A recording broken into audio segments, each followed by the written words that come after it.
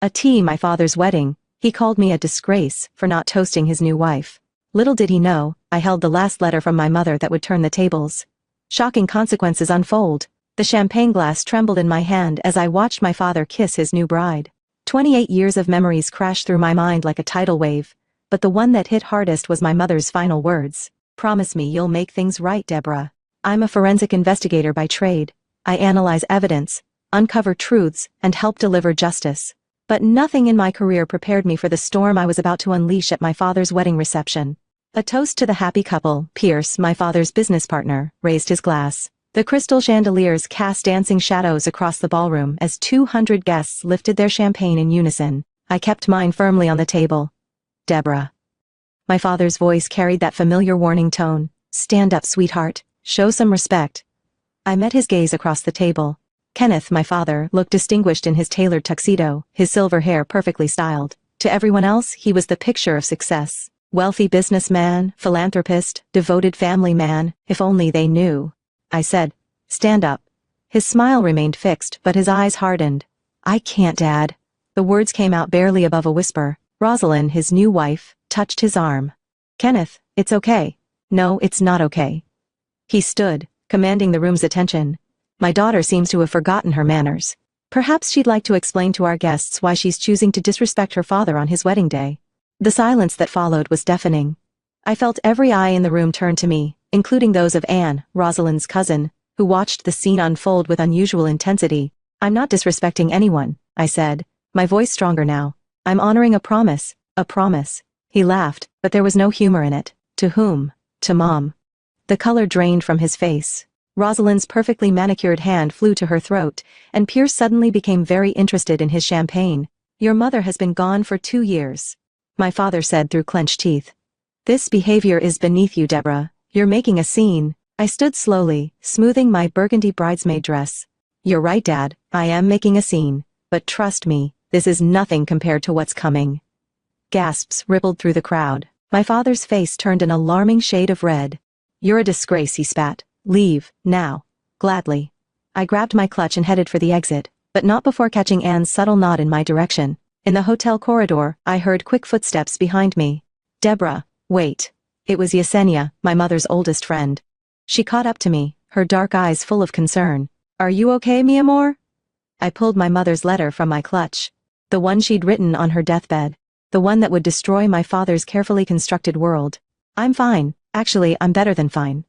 Remember what Mom always said about karma? Yesenia's eyes widened as she recognized the envelope. She comes when she's ready. Well, I tucked the letter away safely. Karma's about to make one hell of an entrance. Be careful, Deborah. Your father has it coming. I squeezed her hand.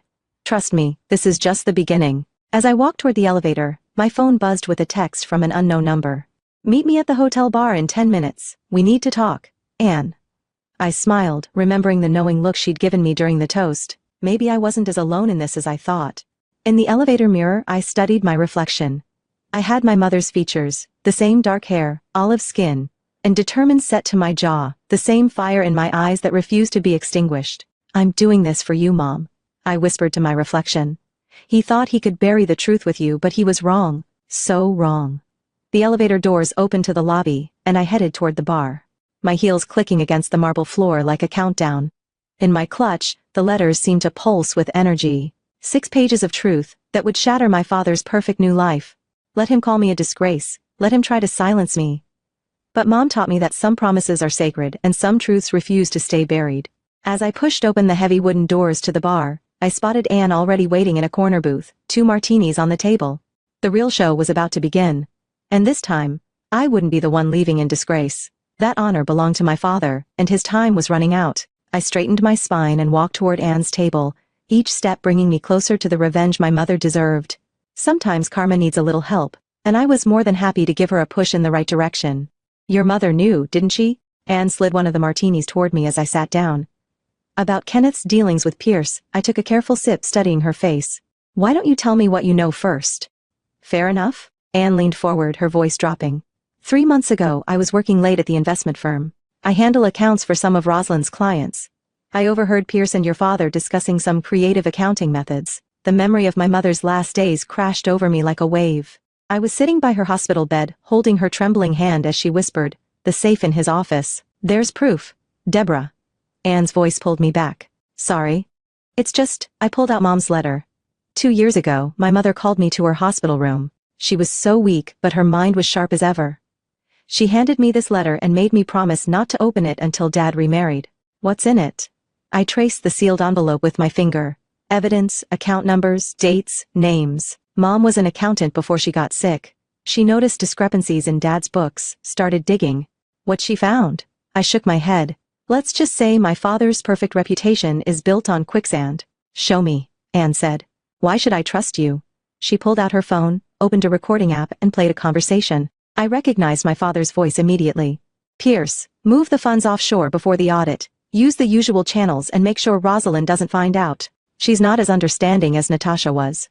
My hands clenched into fists. He drove her to her grave with his lies, and now he's doing the same to Rosalind. "That's why I'm here," Anne said. "Rosalind's like a sister to me. I won't let him destroy her like he destroyed your mother." The bartender approached, and we fell silent until he passed. "There's more," I said quietly. "Mom mentioned something about another woman, someone from before she met Dad, but she was too weak to explain further. I might be able to help with that." Anne pulled out a folded newspaper clipping from her purse. "Found this while doing some research. It's from 25 years ago. The yellowed paper showed a younger version of my father with a woman I didn't recognize, both smiling at some charity event. The caption read, 'Local businessman Kenneth and partner Maria celebrate successful fundraiser.'" Maria, my throat went dry. He never mentioned her. "Keep reading." The article mentioned Maria's sudden departure from the charity board due to personal reasons. The timing aligned perfectly with when my parents first met. "Your mother knew about her," Anne said. "It's all in her financial records. Regular payments to an offshore account, starting right before Maria disappeared." My phone buzzed. A text from Yesenia. "Your father's looking for you. Be careful, mi amor. He's furious." "We need to move," I said, standing. "Dad's coming." Anne grabbed her purse. "Meet me tomorrow at the public library, noon. I have more to show you." As we hurried toward the back exit, I heard my father's voice booming through the main entrance. We slipped out just as he entered the bar. In the parking lot, Anne caught my arm. "Deborah, wait. There's something else you should know. The payments to Maria's account. They didn't stop when she left. They continued for years right up until your mother got sick."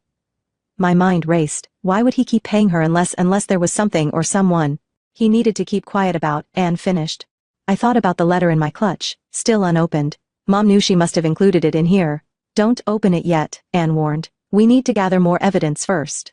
Your father has powerful friends. One wrong move, and he'll bury everything deeper than we can dig." In the distance, I heard my father calling my name. "Tomorrow, noon," I confirmed, then hurried to my car. As I drove home through the rain-slicked streets, Mom's voice echoed in my memory.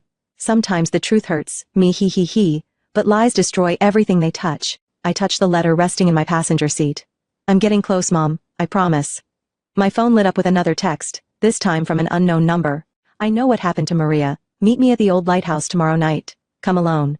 The pieces were starting to fall into place, but something told me this was bigger than just financial fraud. My father's empire was built on secrets, and somewhere in those secrets was a truth that even my mother might not have known. As I pulled into my driveway, I made a decision. Tomorrow, I would open the letter. But first, I needed to visit the lighthouse because something told me that whoever knew about Maria might just be the key to bringing my father's whole world crashing down. And this time, he wouldn't be able to buy his way out of the truth. The old lighthouse stood like a sentinel against the darkening sky. My forensics training screamed that this was a terrible idea, meeting an unknown contact, alone at night. But I'd come prepared, my hand resting on the pepper spray in my pocket. A figure emerged from the shadows. "I wasn't sure you'd come." I spun around, heart racing to find a woman in her early 40s. She had kind eyes, and wore a maintenance worker's uniform, with Sarah embroidered on the pocket. "You know about Maria?" I kept my distance, studying her body language for signs of deception. "I should. I cleaned her house for 15 years. Sarah's voice carried a weight of secrets. "Your father paid me well to keep quiet, but," she glanced around nervously, "some things shouldn't stay buried. Tell me everything." "Not here." She gestured toward the lighthouse keeper's cottage. Inside, the cottage was small but well maintained. Sarah locked the door behind us and drew the curtains. "I'm the lighthouse keeper now," she explained. "Have been for 10 years.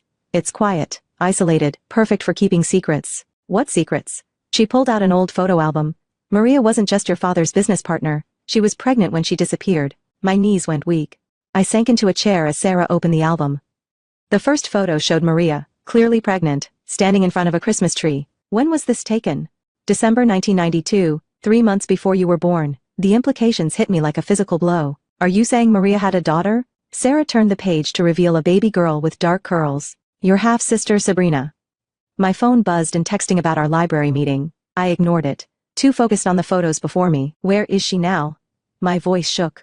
Living in Seattle. She's a doctor. Sarah pulled out a business card.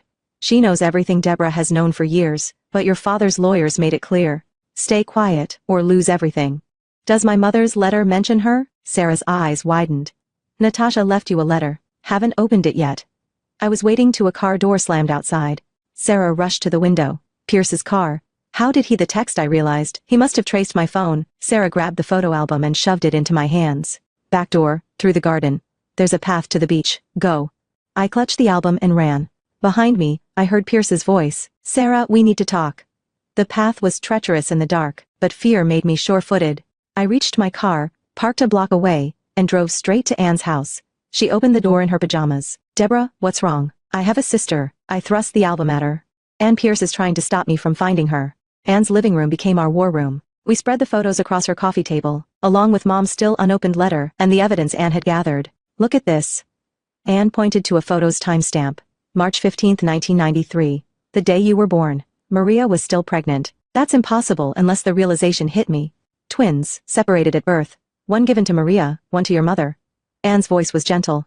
Your father made a choice. My phone rang. Yesenia. Mi amor, your father knows you met someone at the lighthouse. He's furious. Says you're destroying the family. He destroyed it first, I replied. Tell him karma's coming. After hanging up, I finally reached for Mom's letter. It's time. Anne squeezed my hand as I broke the seal. 6 pages of my mother's careful handwriting spilled out along with a USB drive. The first lines made my heart stop. My dearest Deborah, if you're reading this, I'm gone, and your father has remarried. There's something you need to know about the day you were born. Wait. Anne grabbed her laptop.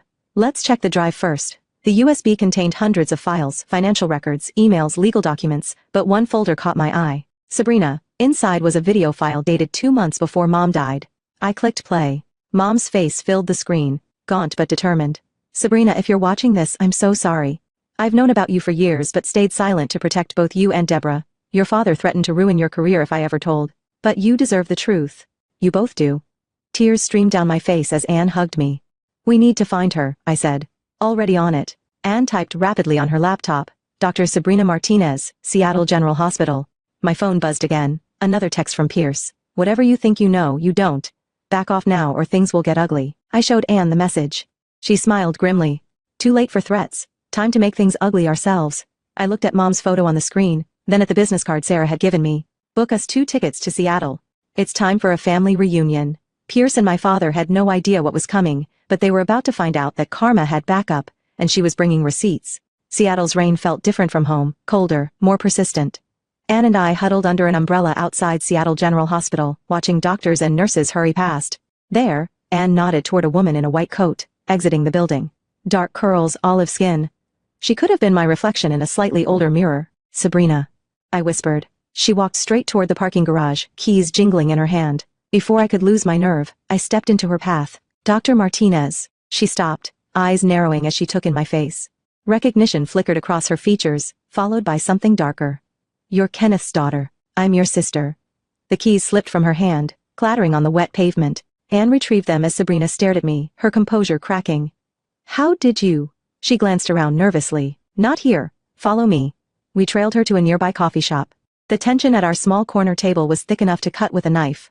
I assume you found Mom's letter. Sabrina's hands wrapped around her untouched coffee. You knew about it. Natasha contacted me 6 months before she died. We met in secret. She pulled out her phone, showed me a photo of her and Mom in a hospital garden. She wanted to make things right, but Kenneth's lawyers threatened your career. I finished. Mom mentioned it in her video. Video? Sabrina leaned forward. What video? Annie pulled out her laptop, played Mom's message. Sabrina's hands trembled as she watched. I never knew she recorded this. Tears spilled down her cheeks. All these years I thought she'd chosen to give me away. Dad chose, I said. He split us up, paid Maria to disappear with you, and now he's about to pay for it, Anne added, opening another file on her laptop. Look what we found in Natasha's records. The spreadsheet detailed years of payments, not just to Maria, but to judges, regulators, even hospital administrators. A systematic web of bribes and blackmail. Pierce helped set it all up, Sabrina said. He was there the day I was born, handled all the paperwork, made sure there was no official record of twins. My phone buzzed. A text from Yesenia. Pierce is in Seattle, he's looking for you.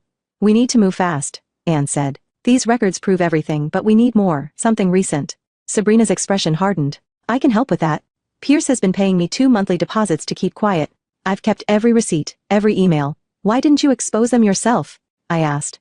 Because of Maria, my other mother. Kenneth threatened to cut off her medical care if I talked. She has MS, needs constant treatment. That's why you became a doctor, I realized. She nodded. To take care of her myself, but now, she pulled out her own USB drive. I've been gathering evidence for years. Bank statements, recorded conversations, everything. Anne's laptop chimed. An email alert. She went pale. Pierce just transferred $5 million offshore. They're moving money out of the country. They know we're here, I said. Dad must have people watching the hospital. Let them watch. Sabrina's voice was steel. I'm done hiding. A man in a dark suit entered the coffee shop scanning the room. Pierce's security. Back door, Sabrina whispered. My car is in the alley. We slipped out just as more suits arrived. Sabrina drove us to a small house on the outskirts of the city. Maria's place, she explained, unlocking the door. She's at a treatment center this week. We'll be safe here. Inside, Sabrina led us to a home office filled with filing cabinets. Everything's here, every payment, every threat, every lie. Enough to destroy them? Anne asked. Enough to put them in prison. My phone rang. Dad's number. I put it on speaker. Where are you? His voice was deadly calm. With my sister. Silence Ben. Don't do this, Deborah. You'll regret it. Like you regret abandoning Sabrina, or threatening Maria, or driving Mom to her grave. I gave you everything. He exploded. A perfect life, built on lies. Sabrina cut in. Hello, Father. I heard him inhale sharply. Sabrina, be reasonable. Think about your mother. I am, both of them. She met my eyes. It's over, Kenneth. The truth comes out tomorrow. You'll destroy everything, he warned, including yourselves. No, I said. Just you. I hung up as headlights swept across the windows. Pierce's car. The files, Anne said urgently. We need to get them out. Sabrina smiled grimly, handed her a key. Already done. Everything's in a safety deposit box at First National under Mom's maiden name. As Pierce's men approached the house, we slipped out through the basement, emerging 2 blocks away where Yesenia waited in her car. Ready? She asked. I looked at Sabrina, saw my own determination mirrored in her face. Tomorrow we'd release everything to the media. Tonight, we'd prepare for war. Ready, we said together. Because some truths refused to stay buried, and some sisters refused to be separated again. The restaurant was Dad's choice. An upscale Italian place where he'd always conducted his most important business. Tonight, he'd requested a family dinner to sort things out. Sabrina and I knew better. He'll try to buy us off, Sabrina whispered as we walked in. That's his solution to everything. Dad stood as we approached, Rosalind beside him looking uncomfortable. Pierce lurked at a nearby table pretending to be having a separate dinner. My daughters, Dad said loudly enough for nearby tables to hear, arms spread wide. Please sit, both of them now. Rosalind's voice shook. Kenneth, what's going on? Not here, dear. He shot her a warning look. A waiter appeared with wine. Dad raised his glass.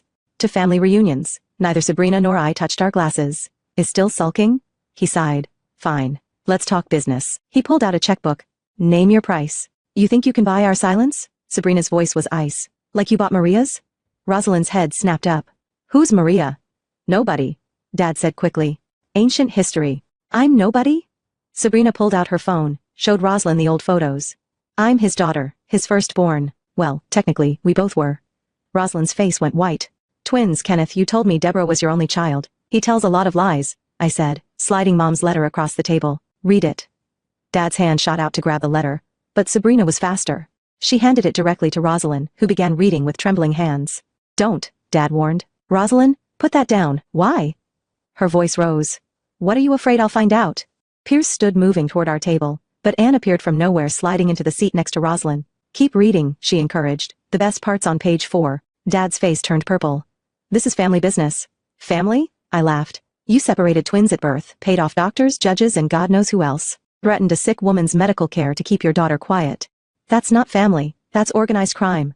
Everything I did was for this family. No, Sabrina said quietly. Everything you did was for yourself. Rosalind reached page 4. She gasped, hands flying to her mouth. The offshore accounts, the bribes, Kenneth, these numbers. It's all lies, Dad insisted. The SEC doesn't think so, Anne said, checking her phone. They just opened an official investigation. Funny timing. Pierce rushed to our table. Kenneth, we need to leave now. Nobody's leaving, said a new voice. We turned to see Yesenia with 2 FBI agents. Except maybe you, Pierce. Dad stood so quickly his chair crashed backward. You can't prove anything. Actually, Sabrina pulled out a recorder. We can prove everything, including the conversation we just had about trying to buy our silence. You recorded me. His face contorted. Your own father. You stopped being my father the day you gave me away. Rosalind stood, tears streaming down her face. I want an annulment. Sit down, Dad roared, grabbing her arm. The FBI agents moved forward, but Rosalind yanked free herself. Don't touch me. I trusted you. I defended you when Deborah tried to warn me, but she was right about everything. Mrs. Bowen, one agent said, we'll need your statement as well. Dad looked around wildly, seeing his carefully constructed world crumbling. Pierce, do something. But Pierce was already backing away. Sorry, Kenneth. Every man for himself. The agents moved in. Kenneth Bowen, you're under arrest for fraud, embezzlement, and witness tampering. As they led him away, he turned to us one last time. I gave you everything. No, I said, taking Sabrina's hand. Mom gave us everything. The strength to fight back, the courage to face the truth, and now, each other. Rosalind hugged us both, whispering apologies. Anne and Yesenia joined us as the restaurant cleared out. Maria's waiting at my place, Sabrina said. She wants to meet you, Deborah. Really meet you this time. My phone buzzed. A news alert. Dad's arrest was already hitting the headlines. His empire was falling. His reputation in tatters. What happens now? Rosalind asked quietly. Now, I said, we build something new, something honest. Together, Sabrina added, we left the restaurant as a group. Not the family Dad had tried to create through lies and manipulation. But something stronger. Something real. Outside, the night air felt cleaner somehow. Mom's letter had started all this, but her real gift wasn't the evidence it contained. It was the truth it forced into the light, and the sisters it brought together. Karma hadn't just come for Dad, she'd come bearing gifts, justice, reunion, and a chance to start over. As we drove to meet Maria, I thought about Mom's final words again. Promise me you'll make things right. Looking at Sabrina in the rearview mirror, I smiled. Promise kept, Mom. Promise kept. Maria's hands shook as she poured tea in Sabrina's living room. Despite her illness, she moved with a grace that reminded me of Mom. You look just like her, Maria said softly. Natasha, I mean. She was so beautiful. Did you know? I asked, accepting the cup. We met once, shortly after you were born. Maria sat carefully in her wheelchair. She came to my house, furious, demanding answers, but when she saw me holding Sabrina, she smiled at the memory. Something changed. She understood I was as much a victim as she was. Sabrina squeezed her mother's shoulder. Tell her about the letters. I set down my tea. Maria wheeled over to a wooden chest, pulled out a bundle tied with faded ribbon. Your mother and I corresponded in secret for years. Kenneth never knew. The letters spanned 2 decades, Mom and Maria sharing stories, photos, watching their daughters grow up from afar, 2 mothers united by lies, protecting their children the only way they could. This one, Maria handed me a yellowed envelope. Came just before she got sick. I read aloud, My dearest Maria, the doctors say I don't have much time. Kenneth thinks he's won, that his secrets will die with me. But we know better. Our girls are stronger than his lies. When the time comes, they'll find each other, and when they do, keep reading, Sabrina urged. When they do, give them the key. It's time they knew everything. Maria pulled a small key from her necklace. This opens a storage unit in downtown Seattle. Everything's there. Every document, every photo, every piece of evidence your mother and I collected over 20 years. But the FBI already has. This is different, Sabrina interrupted. This is personal. Family history. Things Dad doesn't even know exist. A knock at the door made us jump. Anne peeked in. Sorry to interrupt, but you need to see this. She handed me her tablet. On screen, Pierce was giving a press conference outside the police station. Kenneth acted alone. He was saying, I had no knowledge of his illegal activities. In fact, I was the one who first alerted authorities. Liar, Maria's voice cracked. He was there the day you were born. He arranged everything. We can prove it, I said, with Mom's evidence and yours. There's more. Anne looked grim. Your father made bail and he's calling an emergency board meeting tomorrow. Sabrina stood. He's going to try to hide the money. Transfer everything before the courts can freeze it. Not if we stop him. I turned to Maria. Where's this storage unit? An hour later, we stood in front of a wall of boxes, each one meticulously labeled, dated, organized. Mom's accounting skills merged with Maria's attention to detail. Look at this, Anne called out. She'd found a laptop, ancient but preserved. It's got all the original files, the ones Pierce deleted from the company's servers. And this, Sabrina held up a manila envelope. Recordings of Pierce and Dad planning the cover-up. From 1993, my phone rang. Rosalind. Deborah Pierce just called an emergency meeting of his own. Something about restructuring the company before the scandal hits. When? Tonight. Some warehouse by the pier. He's gathering all the board members who are still loyal to your father. I looked at the evidence surrounding us, then at my sister. Want to crash a party? Sabrina's smile was pure mischief. I'll drive. We loaded the most damaging evidence into her car. Anne coordinated with the FBI while Rosalind texted us the warehouse address. Be careful, Maria warned. Kenneth is dangerous when cornered. So are we, Sabrina and I said in unison. The warehouse was lit up. Expensive cars parked outside. Through the windows we could see Pierce addressing a room full of suits. Ready? Sabrina asked, clutching Mom's laptop. I held up Maria's key. Born ready. We walked in just as Pierce was saying. And with this new arrangements, the company's assets will be fully protected. Protected from what, Pierce? My voice cut through the room. The truth? The board members turned, murmuring as they saw us. Sabrina held up the laptop. Maybe we should play them the highlights reel. Starting with March 15, 1993, Pierce's face went ashen. Security, they're busy, Anne called from the doorway. Talking to the FBI agents outside, the room erupted in chaos. Board members rushed for the exits. Pierce tried to delete files from his phone.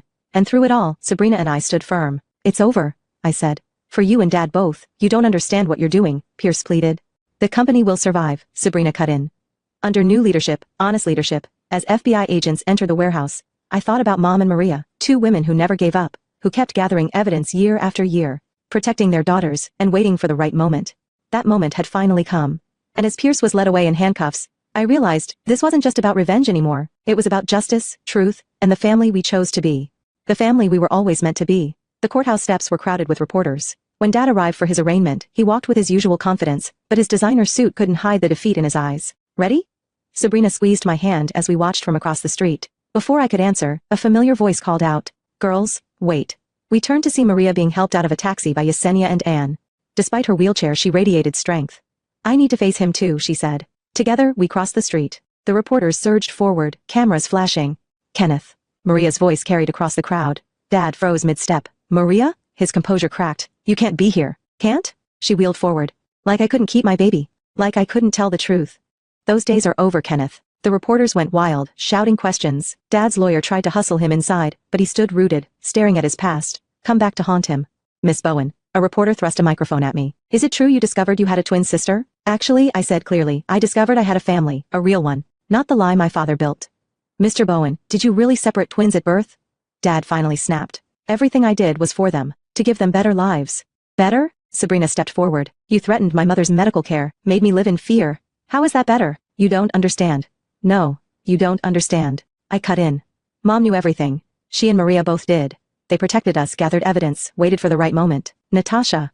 His face went pale. "She wouldn't." "Wouldn't what?" Maria pulled out a folder. "Keep records? Track your crimes?" She was an accountant, Kenneth. Numbers don't lie. The courthouse doors opened. Pierce emerged in handcuffs, escorted by FBI agents. He saw us and tried to turn back, but it was too late. "Pierce," Dad called out. Tell them we did it for the company." Pierce shook his head. "Sorry, Kenneth. I've made a deal. Full cooperation for a reduced sentence." "Traitor." Dad lunged at him. Security guards rushed forward. "The only traitor," Sabrina said loudly, "is the man who betrayed his own family." As the guards restrained Dad, Maria wheeled closer. "Remember what you said to me 28 years ago? That money solves everything. Well, look around, Kenneth. Look what your money bought you." The reporters pressed closer, cameras rolling as Dad was led inside. But we weren't done. Not yet. Inside the courthouse, just before the arraignment began, Rosalind approached the defense table. She placed her wedding ring in front of Dad. "The annulment papers are filed," she said quietly. "I've given my statement to the FBI. Rosalind, please save it." She turned to us. "I'm testifying for the prosecution." The judge entered and the proceedings began. As the charges were read, fraud, embezzlement, conspiracy, witness tampering, I watched Dad's shoulders sink lower and lower. "How do you plead?" the judge asked. Dad looked back at us, his daughters, his ex-wife, the women he'd tried to silence. For the first time I saw real fear in his eyes. "Guilty," he whispered. "I plead guilty." The courtroom erupted. Reporters rushed for the doors, racing to break the story. But we stayed, watching as Dad was led away in handcuffs. Outside, Anne met us with news. "The board has voted. They want you both to take over the company." "Both of us?" Sabrina asked. "Joint CEOs." Anne confirmed. "They think it's the perfect way to restore public trust." Maria beamed with pride. "Your mothers would have loved this." Speaking of mothers, I pulled out Mom's letter, the one that started everything. "There's one part we haven't read yet. The last page." Sabrina and Maria moved closer as I read aloud. "My precious daughters, by now you found each other. You faced your father and exposed his lies. But remember, the greatest revenge isn't destruction, it's creation. Build something new, something true, something worthy of the strength it took to get here. I love you both. Always, Mom."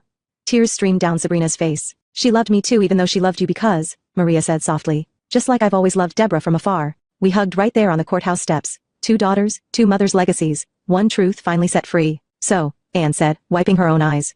"Ready to run a company?" Sabrina and I looked at each other, seeing the same determination, the same fire that had driven our mothers. "Ready," we said together. Because sometimes justice isn't just about punishment. Sometimes it's about reconstruction, about taking broken pieces and building something stronger, something true, something worthy of the women who never stopped fighting for us. The autumn wind whipped around us as Sabrina and I stood before Mom's grave. Maria's wheelchair between us, we'd brought fresh flowers and something else, the final documents from Dad's sentencing. 15 years, Sabrina said softly, placing the papers at the headstone. No chance of early release. Pierce got 8, I added. And they seized everything, all the hidden accounts, properties, everything. Maria touched the gravestone. She'd be proud of you both, not just for bringing them to justice, but for what you've built. The company's transformation had been our greatest achievement. We'd renamed it Phoenix Trust, symbolizing its rise from the ashes of corruption. Every unethical deal had been exposed. Every wronged party compensated. Did you tell her about the foundation? Maria asked. Sabrina smiled. The Natasha Maria Foundation for Medical Justice, I think she knows. We'd used the seized assets to create a foundation, providing medical care to families threatened into silence by corporate corruption. Maria was its first beneficiary, but not its last. My phone buzzed. A text from Roslyn. Board meeting in an hour. Big announcement. Ready? I asked Sabrina.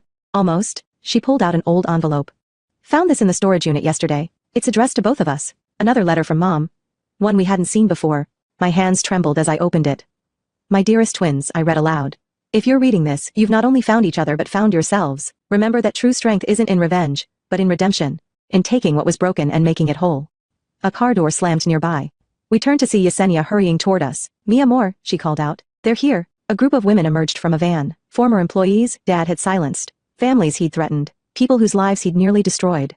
They were all foundation beneficiaries now, and they'd come to help us with today's announcement. The press is waiting at Phoenix, Anne said, joining us. Everyone ready for the big reveal? At the office, reporters packed the conference room. Sabrina and I took our places at the podium. Maria and our extended family of survivors behind us.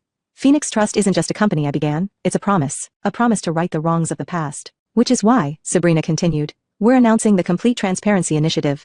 Every document, every transaction, every decision will be publicly accessible. The room erupted with questions. We answered each one, holding nothing back. No more secrets, no more lies. After the press conference, we gathered in our shared office. Once Dad's sanctuary of deception, now a space of healing.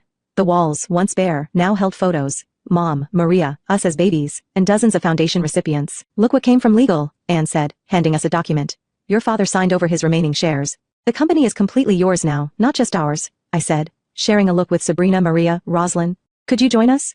We'd had the papers drawn up weeks ago, sharing ownership with Maria, Roslyn, and our foundation beneficiaries. A true phoenix rising together. There's one more thing, Sabrina said.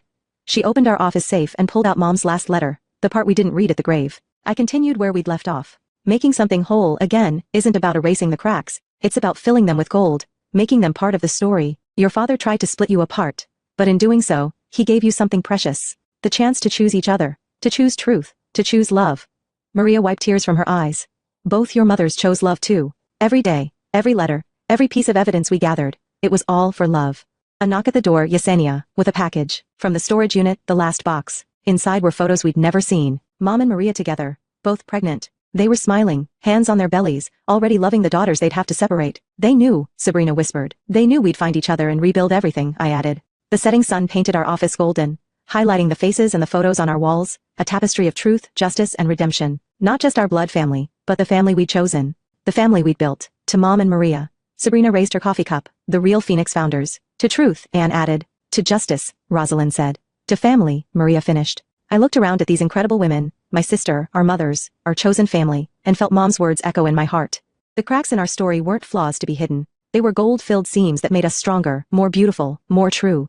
We'd done more than expose lies or right wrongs. We'd created something our mothers had always dreamed of. A place where truth wasn't just spoken, but lived. Where justice wasn't just served, but shared. Where family wasn't just born, it was chosen again and again with every beat of our healing hearts.